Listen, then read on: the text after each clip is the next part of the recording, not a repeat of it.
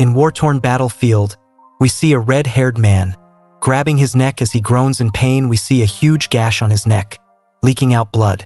He is surrounded by what seems like an army of military men, all of them down and out, unable to continue. We then see one of the military men, still trying to get up and continue. However, he has a knife stuck onto his forehead, which shows the levels of brutality. We learn that the zombies have taken over the world for 3 years now, and that the world, as we know it, has ended since then. Due to the scarce resources and lack of food, people started fighting amongst themselves, and that's how the last team fell. Now there is no reason to fight anymore, says the man with red hair, as he is approached by another horde of the undead zombies. He is then attacked by them from all corners, but despite being injured, he is a very skilled man, who uses his skills to get rid of them all one by one. He uses his blade to slash the napes of the zombies, beheading them. However, the numbers game soon catches up to the man, as the zombies soon take over and start scratching and biting the man. However, just as the battle is about to end, we see that the man wakes up in another situation altogether. It's a calm morning, and he wakes up from sleep from the ringing of the alarm. He then realizes that he had just woken up 6 months before the whole zombie apocalypse had started. We then see a beautiful lady selling a house with high security to the red-haired man. She tells him that the house is big and has everything he wants. It was created so that the owner could hide his money and survive in the world if a war were to break out. Hence why the security is so high. The red-haired man quickly decides to buy the house and pay with his card, as he tells the woman that he is prospering for a war himself. We then learn that the man is doing his best to prepare for the zombie apocalypse. We see him call various loan sharks and accepting unfair deals, despite knowing that these things might as well will finish him off. However, he is doing it so that he can survive no matter what. He works out relentlessly in the gym to keep in peak physics shape for the zombie war. He also informs us that the zombies are neither quick nor strong. However, they're a huge group of people, so it becomes hard to restrain them. The zombies will start showing up in 4 months, and in no time will they take over the world and dominate. The zombies suck on people's blood, and if the wounds they cause get the zombies' blood on them, they slowly disintegrate and get reborn as a zombie themselves. That's how all of his comrades ended up being defeated. However, he is more scared of humans, as the humans took good advantage themselves, as sexual harassment and other such bad things were done by humans to themselves. That's why he needs to be prepared. We then see him going out and buying a blade for himself. The shop owner first tells him it is illegal to buy that blade. However, he agrees to sell it when he gets paid a lot money. We then see the red-haired man buy extra food to survive from a zombie breakout. He says that there is an opportunity that the zombie apocalypse was just a dream. However, he would much rather still be prepared and fail than be blind to it and be unprepared for such an attack. We then see him eating noodles, rejoicing it, as he understands that he won't be able to eat noodles like this in a few months' time, and that is when his colleagues from work come in. The chief of the force, Moon Song-chul, comes into the scene and asks the red-haired man, named Johan, where he has been and why hasn't he been around. Johan remembers that Song-chul was the man who kept sacrificing his comrades in the time of the zombie apocalypse. He did it to ensure his own safety. He also gave away the information of the troops to keep himself protected from the attacks. Song-chul asks him what's this whole prep work for. However, Johan resents him, and he decides to walk away from the place as he doesn't want to talk. Song-chul grabs his arm and tries to stop him from leaving without explaining. However, Johan threatens to finish him off for good if he doesn't leave him. At that moment, Johan suddenly notices a woman being attacked by what seemed like a zombie, and Johan wastes no time to jump up in the air and use his sword to attack the zombie-like creature. Everyone is left shocked by this, as they can't believe why Johan would attack someone so suddenly.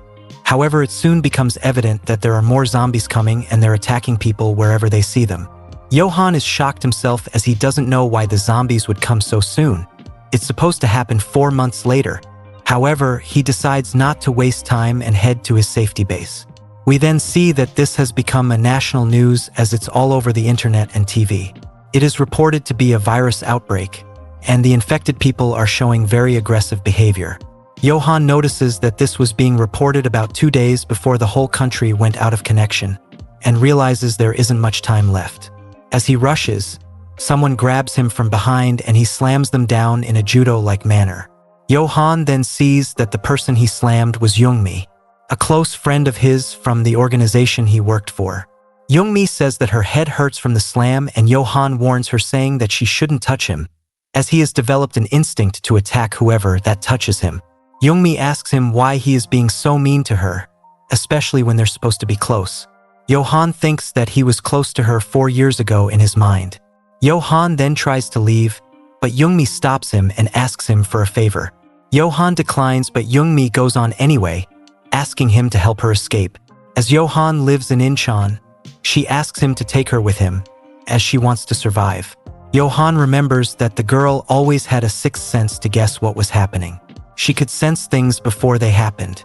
Johan then tells her that she shouldn't worry as she will survive for another year and that he will be taking her only as far as Gutchen. Youngmi starts following Johan, who teaches her that she should focus to stab the eyes, temple, or the nape of the zombies who will try to attack her, and suggests to quickly take out the knife after doing so. He tells her that they'll still move for 30 seconds after being stabbed. Youngmi can't understand all this information at once and is left confused. Johan says that he doesn't have the time to teach her things over and over again, and that is when a zombie comes and tries to hold on to Johan, who uses his experience and skills to slash him down immediately. On the other hand, a zombie slowly approaches Youngmi, and Johan tells her to use the knife in hand to stab it how he taught her to. We then see the zombie grabbing a hold onto Youngmi from behind. Youngmi is scared beyond limits, as she screams and is unable to attack the zombie with her knife. She drops down and the zombie slowly approaches her and tries to bite her thighs over her pants. She is scared and asks Johan for help. However, Johan is already too busy taking on a huge herd of zombies, who are attacking him all at once. As Johan slashes them down one by one, he informs Youngmi that he won't be saving her, even if her life was in danger. This awakens something in Youngmi, who thinks of what Johan had told her before as she grabs the knife and stabs the zombie in the eye. This does a considerable amount of damage on the zombie. However, Youngmi doesn't stop and remembers how Johan mentioned the temple being a good spot to stab in. Then Youngmi stabs the zombie in the temple, and it makes the zombie splash a lot of blood on Youngmi's top as it slowly fades out. Youngmi had finally done, and as she stands up and tries to see how things are going for Johan, she sees someone that is far from the Johan she knows. She sees someone who seemed like they were born to finish off zombie creatures like these ones. As we see Johan valiantly using his blade to finish off the zombies easily. He uses it to cut some of their napes, he uses it stab in the eye, temple, and the chest. He even uses a bit of martial arts to keep distance by attacking the pressure points of the zombies, while he also beheads some of them entirely. Youngmi sees him and gets inspired. She understands that Johan is the man she needs to follow in order to survive in this new world around her. After Johan is done with the zombies, Youngmi approaches him and gives him a handkerchief to clean himself up. Youngmi also thanks him for teaching her. Johan then asks if Youngmi was bitten, to which she was unaware. However, she admits to feeling pain on her thighs. Johan then asks her to show it to him. She feels shy about doing so, especially in open air. However, Johan tells her that there is no time to be shy, and that if she wants to continue going with him, she has to show it. Youngmi ends up agreeing and starts to pull down her pants to show the scar to Johan.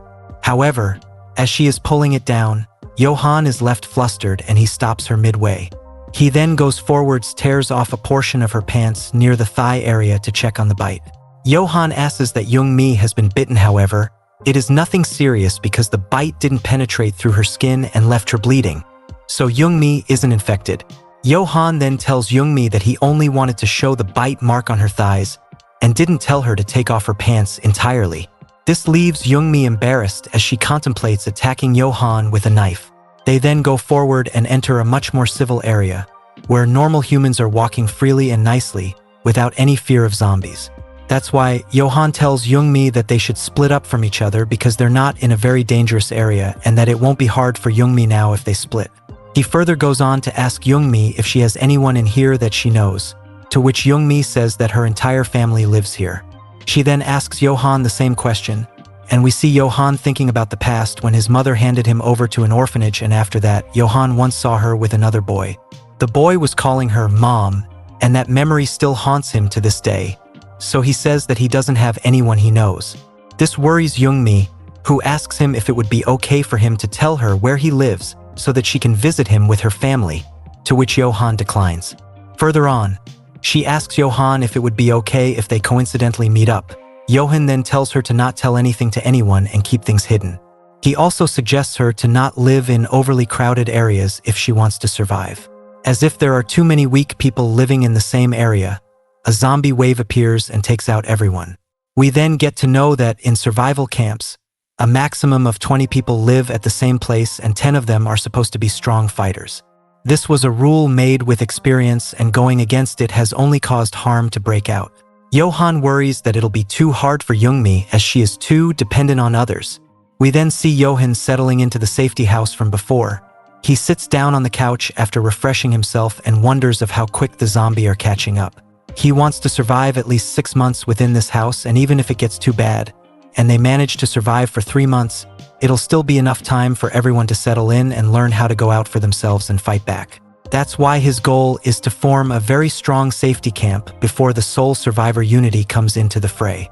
We then see a group of people who have entered a nearby market called Terramart to get something. Because they're out of resources and can't live on further, that's why they decide to get out and do something about it. But was it a good move?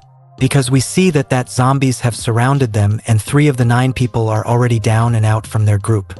But what can they do? They need to go on ahead, and so their leader, Gun, leads them to make a run and go past the zombies and escape from the emergency exit ahead. He starts off the run and everyone else in the group follows.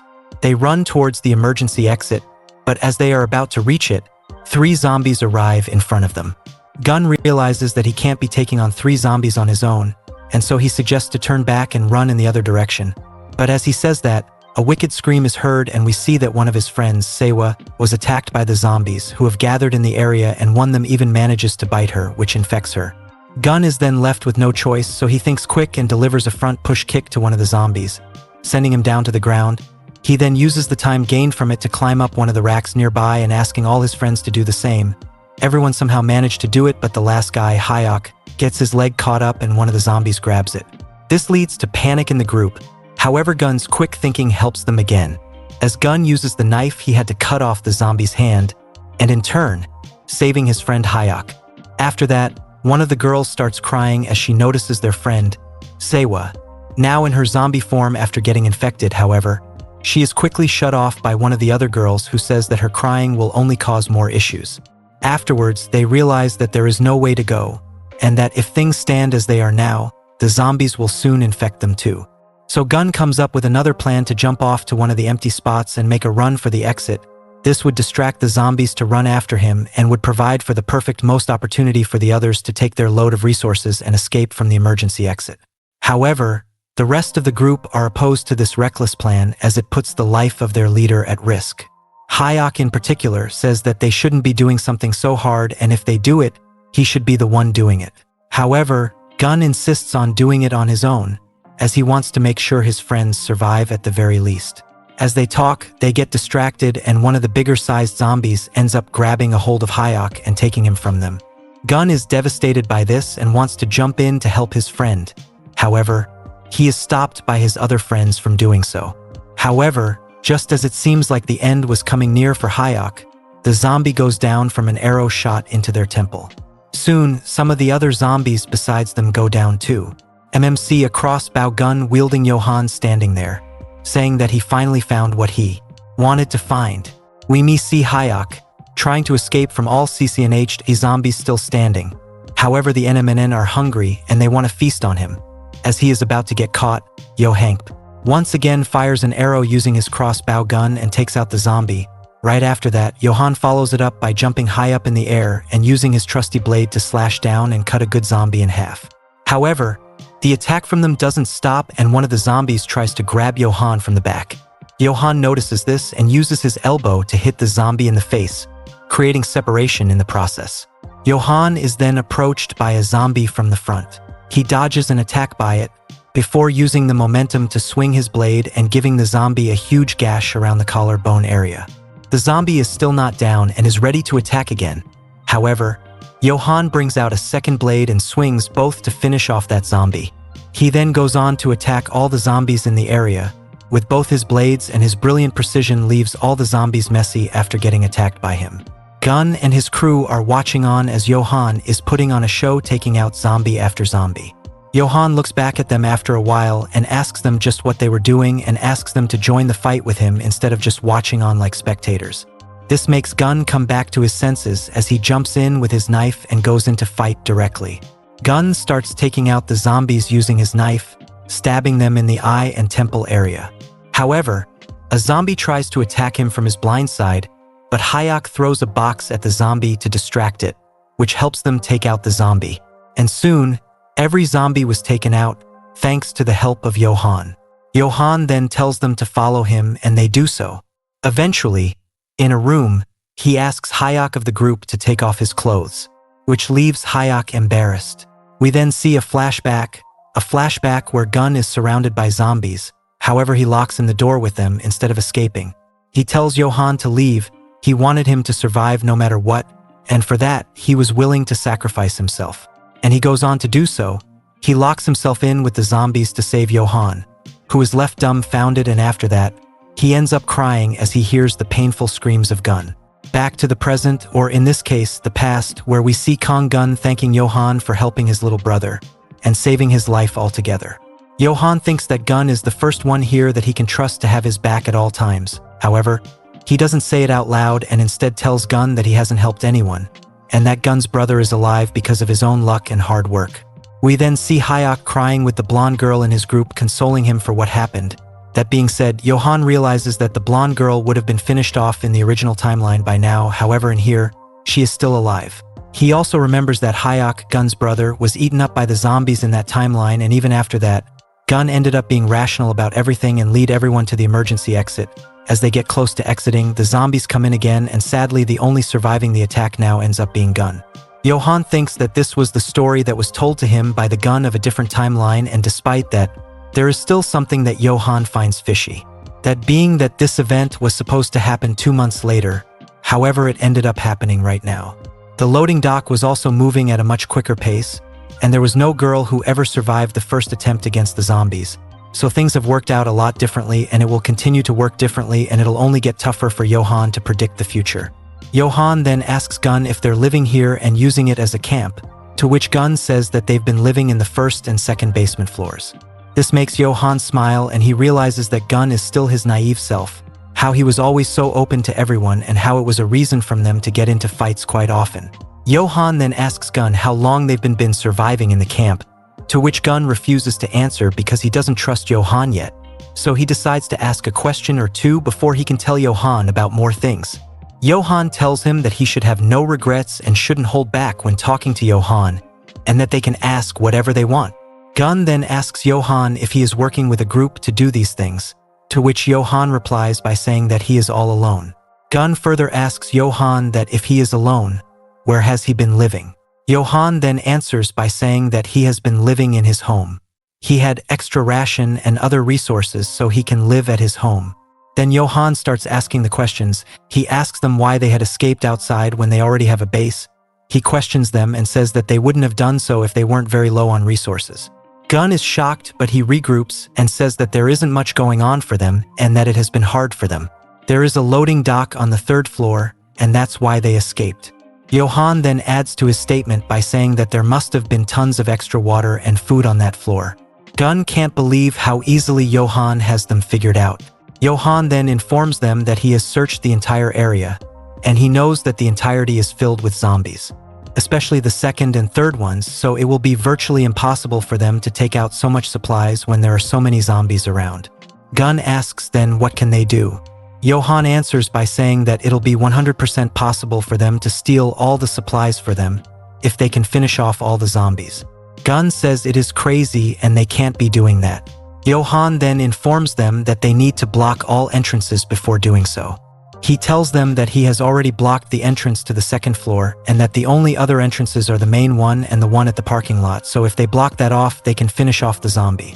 The blue-haired girl from Gun's group likes the idea from Johan and winks at him. We then see Johan, alongside Gun, and his crew walk down the stairs. Gun tells Johan that his camp has 33 people in total. This includes 17 men and 16 women. from which 13 of them are elderly and 2 of them are kids, so they can't participate in any sort of physical activity that would put their lives at risk. Johan says that is too many people at one place, recalling back to when he said that a place should have 20 people at max for best survival conditions. Anyway, they keep moving forwards and eventually reach their destination. Gun knocks on the door and he is asked for a password, to which he responds by saying that it is the green sky. The door is then opened and Johan is welcomed into Gun's survival camp. The room is basically that of a clothing store in a mall. The room is filled with clothes put on for the showcase. Then a boy shows up and he asks Gun about how the mission to scavenge food and other resources went. Gun's face shows an expression of embarrassment and sadness, as he admits that they've lost 3 of their teammates on the 3rd floor and that the ones who came back are the only alive ones from the mission. The boy says he understands that and Gun asks him how all the other people are doing, to which he replies by saying that they're all in the distribution room. Johan asks Gun who that guy is and Gun says that he will explain everything to him as they go on ahead. Johan looks at a sign on the wall which tells you what kind of places are there in the basement. Gun tells Johan that the place they are in at that moment is the apparel and furniture section of the basement. They were currently there in the apparel section, whereas the room ahead has the furniture section. The survivors of the camp are currently living in that section. Johan notices that the elevator is blocked and asks how they managed to block the elevator. The boy from before says that he was the one who blocked the elevator. He says that he was a worker in this building and that he was right here when the zombies started coming in. He says that he knew they were zombies right away. Johan asks how did he know if they were zombies, to which the kid says that he has been a fan of zombie-related media, so he knew right away and made a run. Then he took the elevator downstairs. Johan asks if he came down for food, to which he says yes. He then says that tons of people tried to follow him to the place, but it was leading to the zombies catching up, so when he arrived here, he used the furniture around him to block off the elevator. He then breaks down, regretting that he did so because there were so many survivors. Johan tells the boy to not regret his decisions because if he didn't do it, a lot of other people would have to lose their lives. The boy further goes on to tell that had heard a noise from the 2nd floor that one of the survivors were infected, so he went up and blocked both sides. Johan then asks him how many zombies he had finished off. The boy stays silent before saying that he is a coward and he locked himself up instead of trying to fight for himself and the people around him. However, Johan smirks and congratulates the boy and says that he should be happy that he watched so many zombies movies. It came in handy for them. Johan then offers a handshake which makes everyone puff out a little.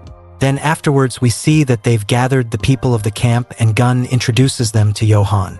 Johan tells them about his name. The people then start asking questions, asking if there were any survivors outside, if the government were doing anything about it, and if the army was going to get involved in this. Johan tells them that there is no government guiding over them at that moment and that the army is basically all done for. This depresses all the people in the room. Johan then informs them that they need to protect themselves from now and they need to get food for themselves. This angers everyone as they walk out of the room, refusing to hear further from Johan and instead wait to get rescued. Gun is disappointed. He can't believe how weak-minded they are and tries to go after them to make them understand. Meanwhile, the blue-haired girl from before pokes at Johan and says that her name is Yunsei Ra and decides to tell him of one of the things which Gun didn't tell Johan. She says to Johan that a few weeks back, 3 people had broken into their camp. This absolutely bamboozles Johan, who wonders if those people are from the Soul Survivor Unity.